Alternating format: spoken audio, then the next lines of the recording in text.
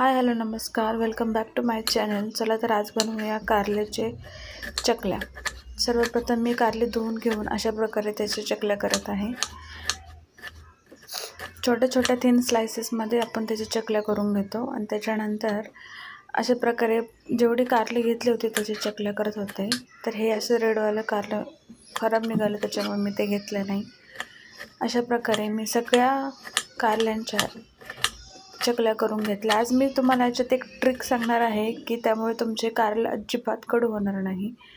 तर सर्वप्रथम एक बाउल घेतला, त्याच्यामध्ये सर्व केलेले चकल्या ट्रान्सफर केल्या.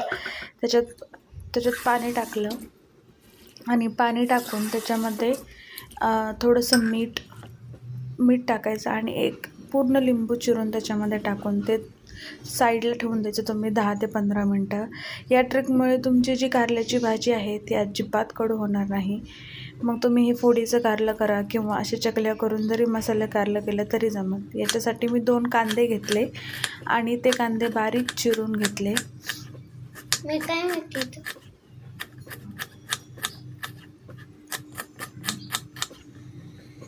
अशा प्रकारे कांदे 2 बारीक चिरून घेतले मी.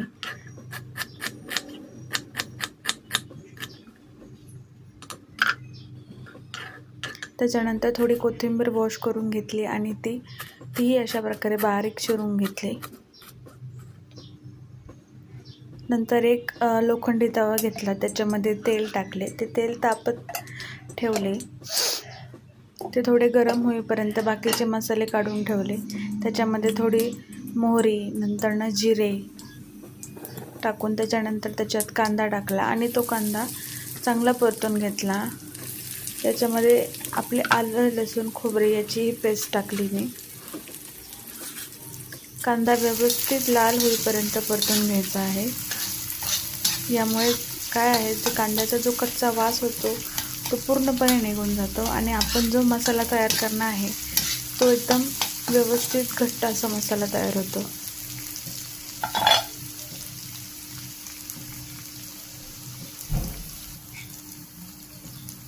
त्याच्यानंतर आपले घरगुती मसाले टाकून घेऊ.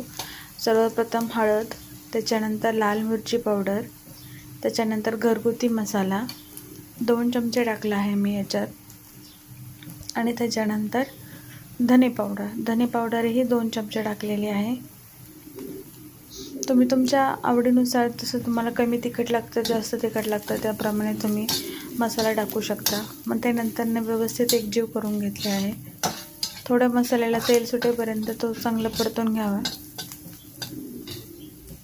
त्याच्यानंतर जे आपण साईडला कारल्याचं मिश्रण जे ठेवलं होतं मीठ आणि लिंबू टाकून, त्याच्यातील कारल्याचे जे चकल्या आहेत त्या काढून घेऊन त्या त्याच्यामध्ये टाकलेल्या आहेत.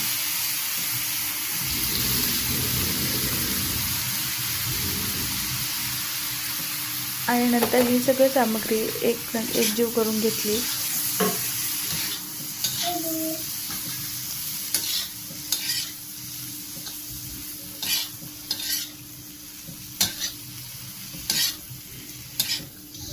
चांगल्या प्रकारे परतून घ्यायचं आहे ते.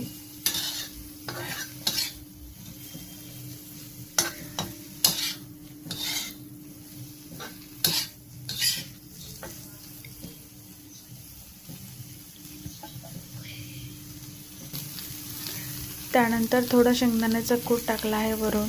नंतर चवीनुसार मीठ आणि कोथिंबीर.